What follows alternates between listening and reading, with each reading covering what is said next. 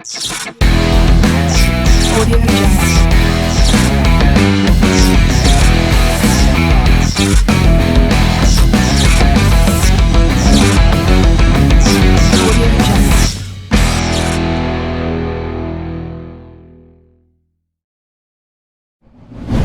Assalamualaikum warahmatullahi wabarakatuh. Salam sejahtera bagi kita semua. Om Swastiastu, Namo Buddhaya, salam kebajikan. Selamat datang di podcast SMK Bina Tunas Bakti Juwana bersama saya Ibu Ika. 93 tahun yang lalu, tepatnya pada tanggal 28 Oktober 1928, pemuda-pemudi Indonesia mengikrarkan satu tanah air, satu bangsa, satu bahasa dalam Sumpah Pemuda. Bersama saya di sini telah hadir dua narasumber, yaitu Bapak Yatno SAG yang saat ini menjabat sebagai Ketua Komunitas Kerukunan Umat Beragama atau KKUB. Selamat datang Pak. Narasumber yang kedua yaitu Ibu Swati MPDK yang saat ini mengajar di SMK Bina Tunas Bakti Juwana. Selamat datang Ibu. Bagaimana kabarnya Pak Yatno, Bu Swati? Luar biasa. Tema podcast saat ini yaitu Bersatu, Bangkit, dan Tumbuh. Pak Yatno, saya mau tanya ini Pak, ya. Di Juwana saat ini kan ada KKUB ya Pak ya. Betul. Tapi banyak yang belum tahu itu tentang KKUB. Mungkin Bapak dapat menjelaskan KKUB itu apa, didirikan kapan, anggotanya siapa saja. Monggo Pak Yatno. Jadi KKUB adalah komunitas kerukunan umat beragama, Pak. Ya. Jadi anggotanya semua agama yang ada di Kecamatan Juwana dan kepercayaan. Itu anggotanya. KKUB ini berdiri dan memang embrionya itu memang dari tahun 2015, Bu. Tapi waktu peresmian sekretariat itu dari Pak Bupati diresmikan itu tanggal 11 Oktober 2018. Oh, 2018. Ya, itu berarti munculnya nama KKUB. KKUB. Waktu dulu ndompleng di FKUB. Maksudnya kita mikir, wah ini ya FKUB. Tapi ya KKUB dengan FKUB itu mungkin sama tapi tidak serupa. Wah ini sama dan tapi tidak serupa. Maksudnya bagaimana Pak? Bisa Gini, dijelaskan? Ya Bu, kalau FKUB Ya. itu bentukan dari dua menteri, yaitu Menteri Dalam Negeri dan Menteri Agama. Oh gitu. Nah, jadi ada bentukan dari pemerintah lah. Oh ya. Kalau KKUB ini munculnya itu waktu peristiwa Rohingya. Ya, di situ kan ada peristiwa, tapi ternyata peristiwa itu imbasnya ke Indonesia. Jadi waktu itu dari Wihara Sadadipa yang ada di Juwana itu mau didemo dari teman-teman yang ya mungkin pola pikirnya ada hubungannya lah. Tapi ternyata dari teman-teman Ansor dan Banser, saya sendiri juga tidak tahu itu. Ya. Yang dimotori atau dipimpin oleh Gustomo atau Pak Haji Sutomo yang punya Juwana Tun dan Selok Jaya itu Ya. beserta Haji Joko terus dan teman-teman yang lain itu datang untuk melindungi. Oh. Jadi saya sendiri tuh Kaget ya, Pak, dia ya? kaget Oh ya. datang untuk melindungi dari peristiwa itu. Ah. Itu munculnya kenapa itu embrionya dari KKUB. Dari FKUB. Ya, dari KKUB. Oh, dari KKUB ya. Dari peristiwa itu. Ya. Kalau anggotanya KKUB itu bagaimana? Apakah anggota FKUB sama dengan anggota KKUB atau lebih luas lagi Pak anggota KKUB itu? Kalau anggota KKUB ini lebih luas, Bu. Oh gitu. Karena kalau FKUB kan Forum Komunikasi Umat Beragama. Ya. Jadi FKUB ini berkumpul kalau ada permasalahan yang perlu dibicarakan atau dibahas. Dan FKUB ini tempatnya memang di kabupaten. Oh, berarti Jadi, tiap-tiap kabupaten di seluruh seluruh Indonesia ada. ada FKUB. Tapi kalau KKUB itu setahu saya Ya. Kabupaten Pati baru di Juwana. Wah. Karena peristiwa Rohingya. Rohingya itulah yang memunculkan semula memang mau dinamakan FKUB, tapi Ya. karena FKUB itu hanya satu kabupaten, tepatnya di kabupaten, maka kita alih nama jadi KKUB, Komunitas Kerukunan Umat Beragama. Oh. Jadi di sini lebih luas Bu, dan lebih istilahnya mencakup pada yang lain. Anggotanya adalah semua agama dan kepercayaan ditambah pengusaha. Jadi ini yang mendukung kita untuk lebih hebatnya di situ. Berarti kalau di Juwana mungkin bisa menjadi cikal bakal bisa ditiru dengan kecamatan-kecamatan yang lain ya Pak ya? Memang harus, sebetulnya ya. harus. Ya, kelihatannya bagus ini, menarik. Tentunya KKUB ada kegiatan-kegiatan ya Pak ya yang dilakukan. Ya. Kira-kira kegiatannya apa saja sih Pak yang dilakukan itu? Jadi KKUB itu setelah muncul dan kita seperti saudara. Ternyata yang semula itu berpikir, wah ini tokoh-tokoh ini tidak pernah ketemu, setelah ketemu seperti saudara kandung. Oh gitu ya Pak? Saudara betul. Sangat rukun. Akhirnya muncul kebersamaan dan kegiatannya banyak sekali Bu. Sosial kemasyarakatan ya, termasuk sosial keagamaan dalam arti di luar ritual. Ini kita saling membantu. Misalnya sosial kemanusiaan ini ada bencana. Jadi bencana itu kita langsung menghimpun, bahkan kita bisa melakukan kegiatan spontan Bu. Spontan dalam arti kita share ke grup, langsung action. Itu kegiatan sosial sebetulnya yang sangat spektakuler. Kegiatan KKUB selama ini adalah waktu ada peristiwa di Palu Donggala, Sulawesi itu Bu ya. Iya, ikut ambil bagian ya Pak? Iya, ambil bagian. Kita bikin stand Bu. Ya. Di depan rumahnya Pak Supar Sampurna itu kita bikin stand. 8 hari itu memperoleh uang tunai 209 juta. Wis, mantap. Masih sarimi sama beras 2 kontainer. Bisa menjadi berkat buat Iya, banyak orang ya betul, Pak ya? betul. Ya, jadi adanya KKUB ini kok sepertinya kok bagus gitu ya Pak ya untuk di Juwana. Ya, ini ada beberapa slide yang bisa saya tampilkan pada saat ini ya Pak ya. Ini ya Pak ya, ini anggota KKUB juga FKUB ya Pak ya? Ini bukan, ini anggota KKUB. Kalau KKUB. KKUB enggak, yang ada hanya beliau Pak Putu. Oh, Pak itu Putu. memang masuk anggota FKUB. Berarti yang anggota FKUB itu hanya pemimpinnya saja atau bagaimana? Bukan. Jadi memang sambungannya itu memang enggak ada, istilahnya kita itu yang dari akar rumput. Seperti yang saya katakan di depan, kalau FKUB itu kan tunjukkan. Ya. Jadi di sana kerjanya kalau pemerintahan ini ada kepentingan untuk beliau harus kerja. Oh, Misalnya gitu. perizinan Oh, tempat ibadah. oh. Beliau ini yang secara formal ikut menentukan. FKUB ya? Nah, FKUB ini. Kalau KKUB kan munculnya dari akar rumput.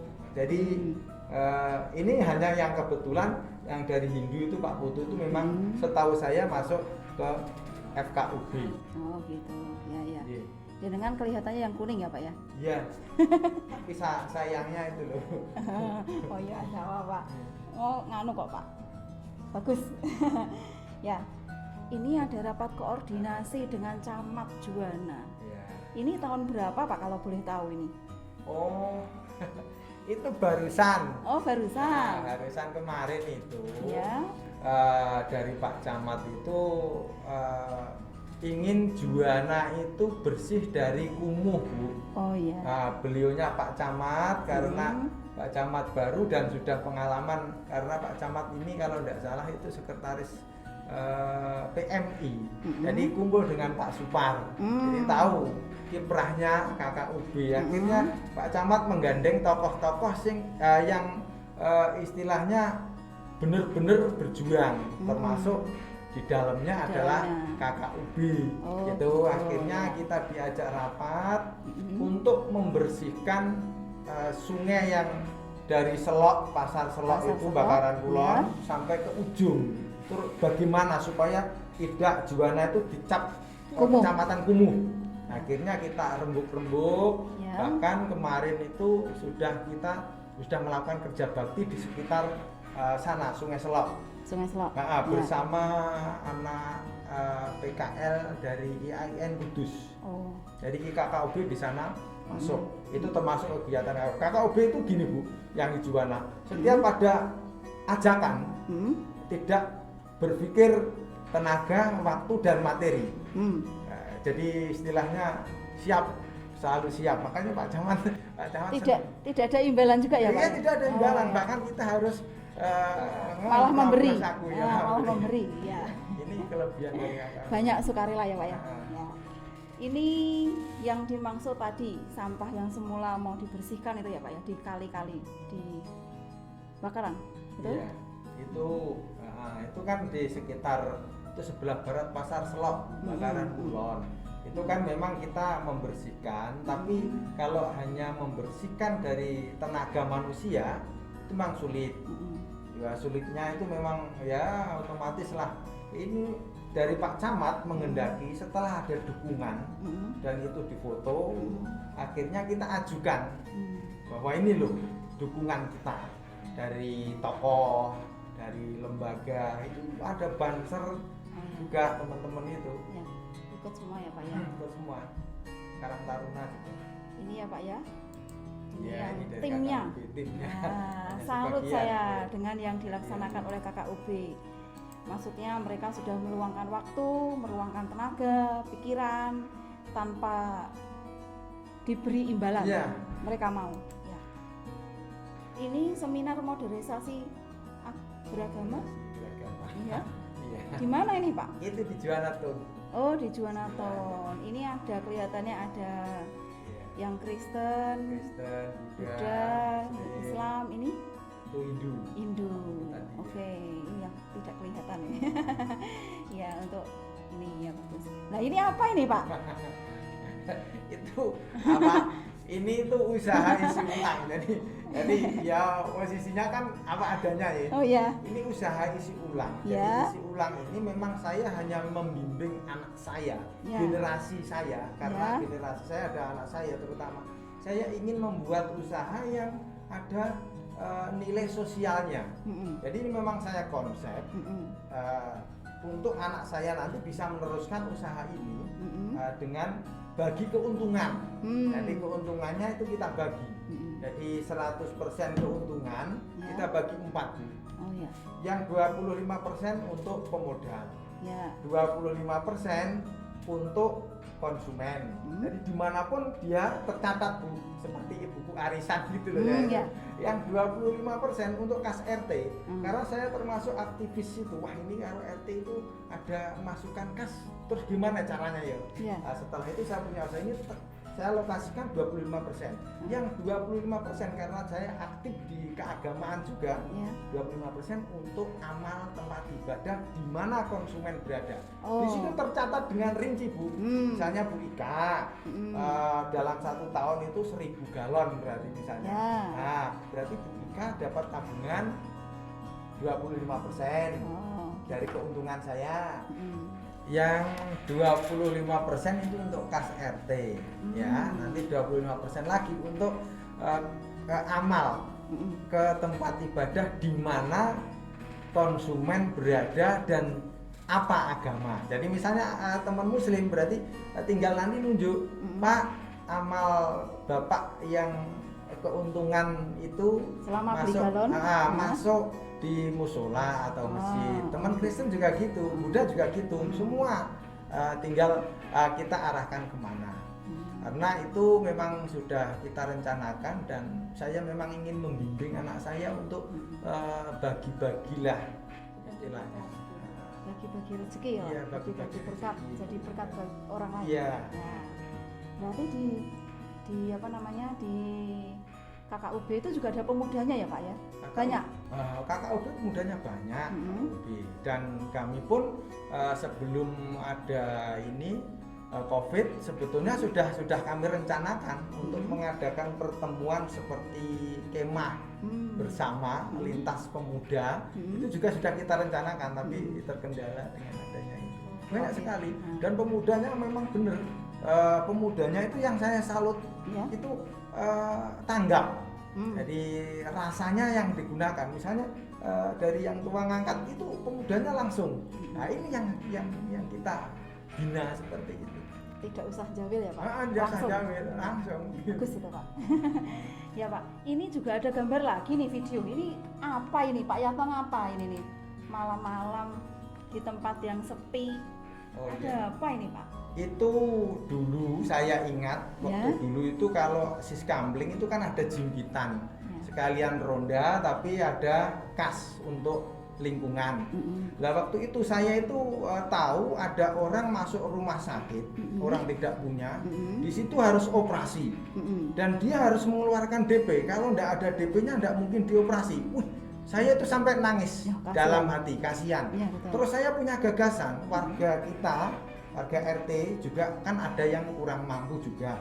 Karena saya waktu rapat RT mengajukan usulan, gimana kalau kita bentuk seperti jimpitan, nanti hasilnya ini setelah 1 tahun terkumpul kita jadikan dana abadi sebagai talangan apabila ada warga RT yang masuk rumah sakit, dengan tujuan jadi masuk rumah sakit itu tidak kok mikir biaya, mikir yang sakit gitu. Nah kalau ada biayanya yang sudah siap, walaupun itu talangan, kan dia tidak berpikir ke biaya dulu, pikir yang sakit. Gitu. Waktu itu, ya Pak, tidak apa-apa, per malam 500 gitu. Tapi mereka tidak mau ikut ngambil. Apakah Bapak siap? Karena tekad saya itu, wah ini kesempatan saya. Yang usul malah ini. Saya harus mengumpulkan poin kebaikan ini setiap malam kan sudah terjadwal. Itu kalau malam misalnya saya ada acara sampai jam 11, wah terlalu malam ini, saya sudah capek. Akhirnya pagi jam 3:30 saya sudah jalan. Subuh teman-teman ada azan subuh dan teman-teman sholat subuh, saya sudah meruntus. Olahraga sambil olahraga. Itu tujuannya seperti itu. Jadi ini saya senggel untuk ngambil itu. Sampai saat ini 58 rumah. Sampai saat ini sudah 8 bulan setengah. Dana yang terkumpul? Dana yang terkumpul sudah 15 juta. Dengan ada yang ngasih lebih. Ada yang ngasih 5.000, 2.000 dengan tujuan sisa dari 500 per malam ini untuk tabungan. Saya kasih rangsangan seperti itu. Nah, yang kalau memasukkan itu lebih banyak ya kita masukkan tabungan. Jadi ada bukunya tersendiri. Jadi ngambil malam, terus saya diamkan. Nanti sore setelah ada waktu kita masukkan ke buku, ya masuk berapa gitu. Setelah itu baru malamnya ngambil lagi. Tabungannya itu untuk apa Pak? Tabungannya nanti kan kita kembalikan pada masyarakat yang memberi lebih tadi. Setelah kita ambil rata-rata 500 per malam kali sekian hari, itu 1 tahun ya toh. Oh sisanya misalnya kok 1 tahun 180, berarti kok dia dapat 500, berarti sisanya kembali tabungan gitu. Sudah ada yang ini Pak, sudah ada yang dibantu dengan uang ini? Ini kan kalau sudah 1 tahun baru kita laksanakan untuk membantu. Oh gitu, biar ngendep dulu selama 1 tahun ya Pak? Iya, dan anehnya Bu, ada warga RT, Pak seandainya dipinjam orang untuk masuk rumah sakit, belum dikembalikan ada yang sakit lagi. Saya sudah sepakat dengan istri untuk ada 10 juta anggaran untuk menutup itu. Mapeli dulu. Iya. Gitu. Jadi rencananya seperti itu. Ya Pak. Ini ya jarang ini orang-orang yang seperti Pak Yatno ini jarang ya. Tepuk tangan ini. Jarang sekali. Semangat Pak ya. Siap. Ya, semoga nanti warga sekitar juga ada yang mau membantu, tergerak ya Pak ya. Jadi tidak hanya Pak Yatno saja yang keliling, tapi nanti bisa dibantu dengan yang lain, apalagi pemuda-pemudanya gitu ya Pak ya. Nah ini saya beralih ke Bu Suwati. Sebagai seorang pengajar, Bu, bagaimana pandangan Ibu terhadap pemuda saat ini? Oke, Bu Ika, ya. Ya, saya sebagai guru ya, kalau melihat pemuda sekarang itu sangat berbeda dengan pemuda zaman dulu. Maksudnya? Maksudnya begini Bu Ika, pemuda zaman dulu itu mereka itu mereka itu memiliki suatu komitmen, kalau kepedulian itu sangat tinggi. Tetapi kalau kita melihat pemuda sekarang ya, pemuda sekarang mereka itu lebih egois ya. Kenapa? Karena mungkin situasi keadaan zaman sekarang ini ya, dengan canggihnya teknologi, sehingga pemuda-pemuda sekarang itu sering mementingkan dirinya sendiri. Contohnya saja Bu Ika, kalau kita melihat ya, mungkin banyak pemuda-pemuda mungkin mereka berkerumun atau ya mereka berteman, namun ketika mereka itu membawa HP-nya masing-masing, mereka itu seakan-akan nggak kenal dengan temannya. Menyapa yang jauh, Iya, tapi yang dekat nggak kenal, tidak tersapa. gitu. Itu sekarang ya. Bu Ika, ya, sekarang ya. Ya, kalau pandangan Pak Yatno bagaimana, Pak? Pemuda saat ini, mungkin Pak Yatno ada pandangan-pandangan yang lain terhadap pemuda saat ini? Ya, kalau saya sih memang sebetulnya ya sering sih. Saya itu kalau pemuda itu ada pertemuan, ada rapat, itu bukan kepala desa, kepala dukuh yang dipanggil, justru malah saya yang jadi sebagai narasumber untuk memberi saran pemuda ini bangkit. Sebetulnya memang tidak semua, tapi sebagian besar karena kemajuan zaman seperti ini, teknologi yang canggih, mereka berpikirnya hanya materi. Materi betul. Jadi untuk kebersamaan ini ya ada, tapi tidak banyak seperti pada zaman dulu. Iya, Pak. Itu. Kalau zaman kita ini mungkin dulu masih sering tidak ada HP ya Pak ya. Tidak ada HP. Jadi mungkin ada main bisa bersama ya, meskipun bebekel, petak umpet gitu. Tapi sekarang lebih banyak game. Anak-anak sekarang kan mainnya pakai HP. Ya, terus di kamar sendiri betah sampai 1 hari. Keluar hanya pada saat makan ya Pak ya. Ya oke. Pak Yatno, seperti pemuda yang saat ini ya Pak ya, bagaimana sih cara KKUB untuk membangkitkan kembali pemuda supaya mau bersatu, mau bangkit, mau tumbuh itu Pak? Iya, jadi memang bidikan atau tujuan dari KKUB itu sendiri adalah supaya generasi kita ini lebih maju. Ya. Maka sedini mungkin kita persiapkan pertama untuk kebersamaan, Bu. Kita harus bersama, kita harus kumpul, jangan memandang latar belakang perbedaan. Ya. Yang penting kebersamaan. Ini sudah kita rintis, dan di depan sudah saya katakan sebetulnya kalau tidak ada COVID itu sudah terjadi pertemuan lintas pemuda. Tapi dari saat ini juga yang sudah berjalan, sudah dirintis karena dari teman-teman Banser itu juga banyak pemuda, dari teman-teman pemuda gereja, pemuda wihara, dari teman-teman yang lain, komunitas yang lain juga bergabung banyak pemudanya.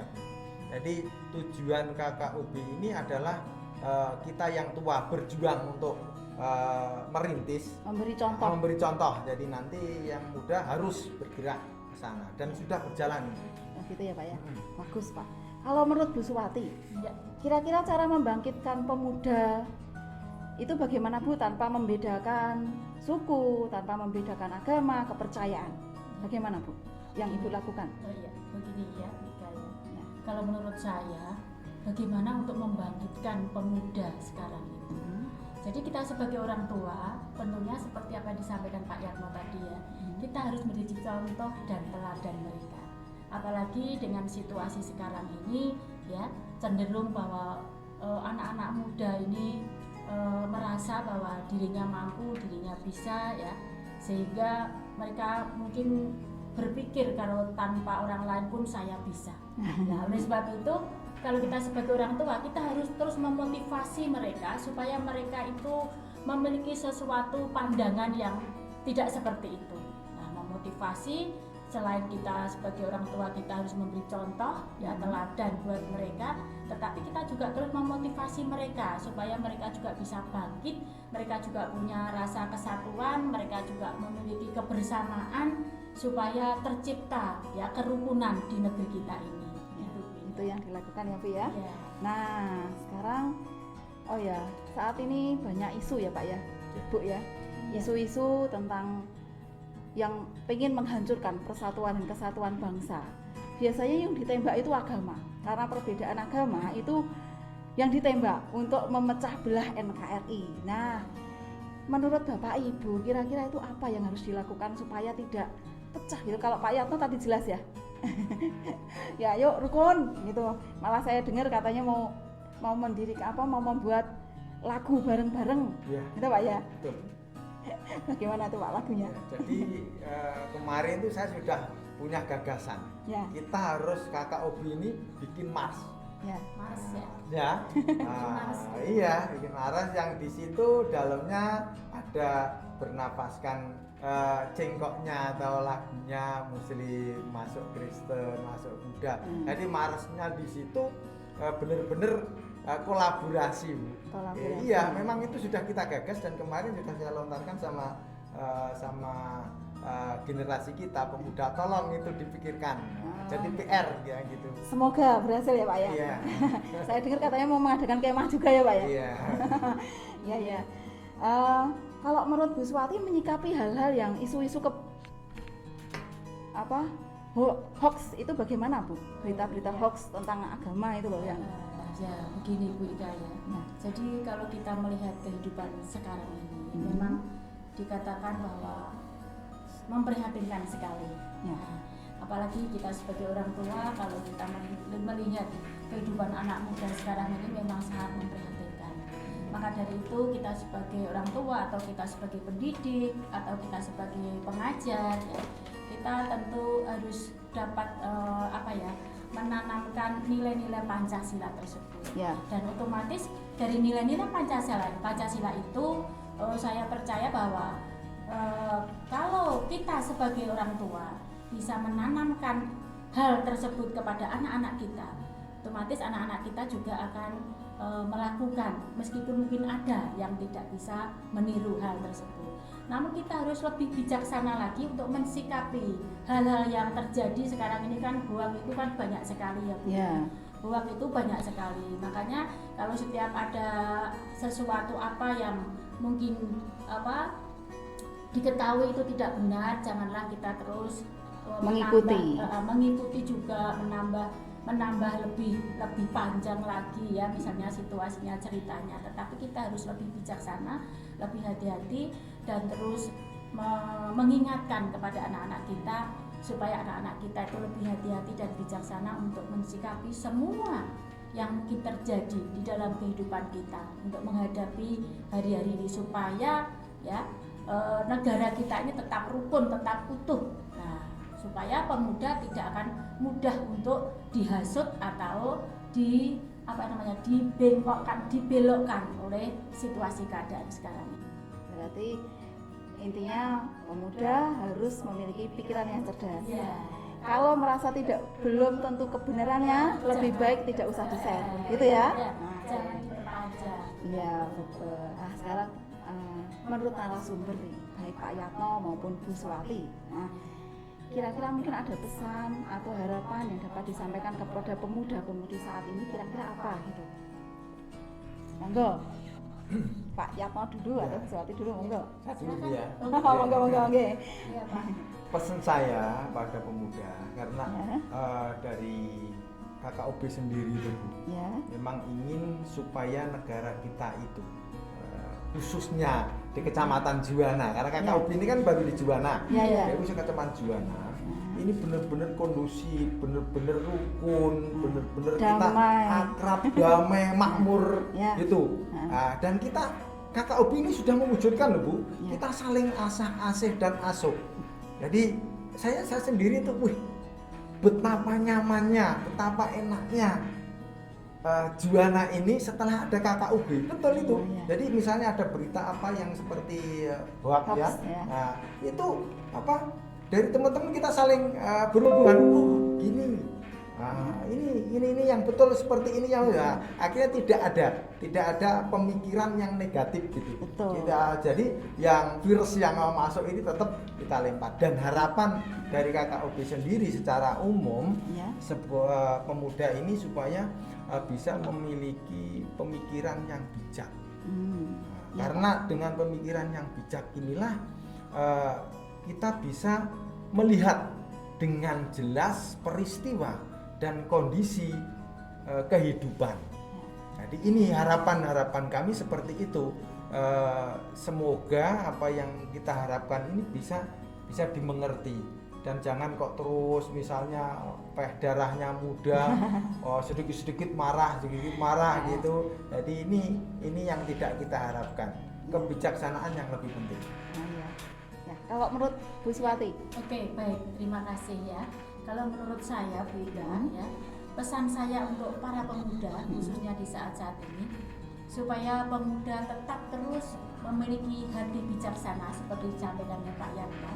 Terus kemudian mereka juga waspada dengan situasi keadaan, jangan mudah mudah emosi.